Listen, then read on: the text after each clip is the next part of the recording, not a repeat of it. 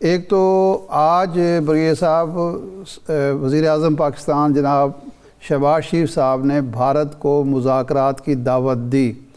क्या इस मौके पर ये दावत जो है हमारी तो नेक नियति का सबूत होगा, भारत कबूल कर सकता है, जबकि भारत कश्मीर में इलेक्शन भी करा चुका है इस सूबाई असम्बली के, और ट्रंप की सूरत में एक ऐसा शख्स इक़्तिदार में आया है अमेरिका में जो भारत के हवाले से अच्छा खासा नरमगोशा रखता है, और भारत के वज़ीर आज़म को उसने अपनी तकरीब में शिरकत की दावत भी दी, उनके वज़ीर ख़ारजा भी गए। तो हमारे लिए क्या स्पेस मौजूद है और हम क्या कर सकते हैं और हमें क्या करना चाहिए? शाह साहब देखें कि मेरे ख्याल में प्राइम मिनिस्टर की तरफ से एक अच्छा जेस्चर है।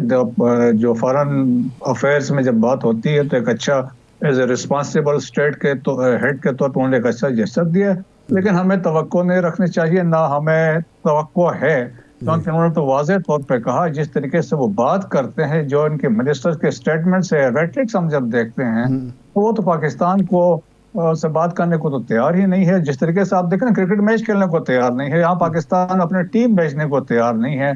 हमें इंटरनेशनल फोरम्स पे जाना चाहिए, और स्पेशली देखें जो वो कैपिटल्स हैं वेस्ट में जो मैटर करते हैं, या वो ऑर्गेनाइजेशंस है, चाहे वो यूरोपियन यूनियन है, OIC है, अफ्रीकन यूनियन है, आसियान है, हमें उनके पास जाके अपना केस लड़ना चाहिए।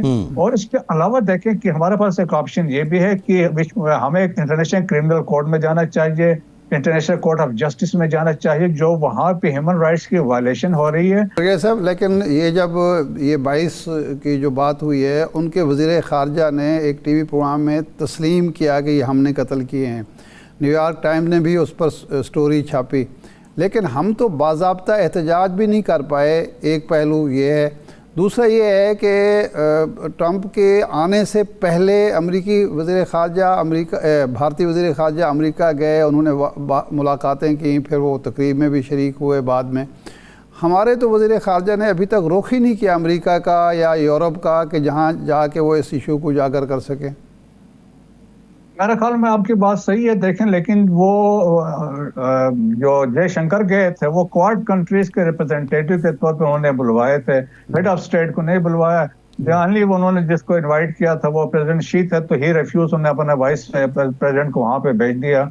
लेकिन अभी देखें कि प्रायोरिटीज की बात है, अभी प्रॉब्ली अमेरिका के प्रायोरिटी में पाकिस्तान फॉल नहीं करता है, लेकिन जिस तरीके से डेवलपमेंट रीजन में हो रही है, स्पेशली हमने उनके बयानात देखें, प्रेसिडेंट ट्रंप के अपने देखें अफगानिस्तान के बारे में, जहां उन्होंने वेपन्स की बात की है और उसमें फंडिंग को उन्होंने रोक दी है, और इसके अलावा उन्होंने ये कहा कि जी कि वहां पे जब तक हमारे हथियार वापस नहीं देंगे हम आपको वेपन्स ऐसा नहीं देंगे। वो हमारी भी यही डिमांड है, हमारे भी यही स्टांस शुरू से रहा है। और इसके अलावा मार्क रूबियो ने देखो जो उनका सेक्रेटरी ऑफ स्टेट है, उन्होंने कहा हम बाउंड्री लगाएंगे जो इनके लीडर्स हैं उनके ऊपर।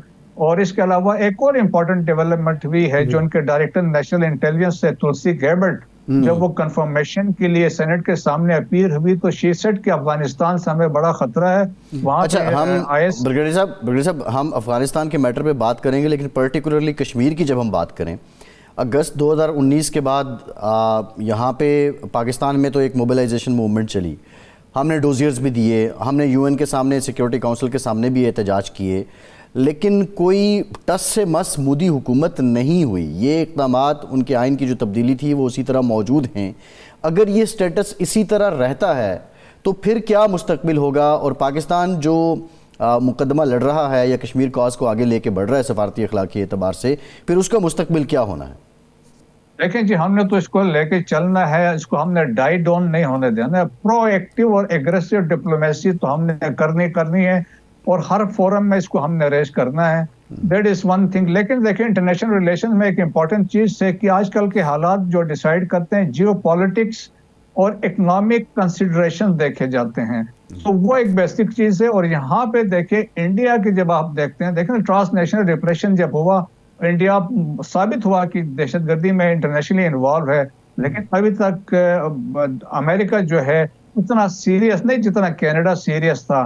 वो अपने इंटरेस्ट के लिए ये कर रहे हैं, लेकिन एज ए पाकिस्तान हमें हर फोरम पे यकीनन इसको उठाना चाहिए। और इंटरनेशनली देखें कि वो मानते हैं, सेक्रेटरी जनरल यूनाइटेड नेशन भी मानता है कि ये एक इश्यू है और ये उनके एजेंडा पे है।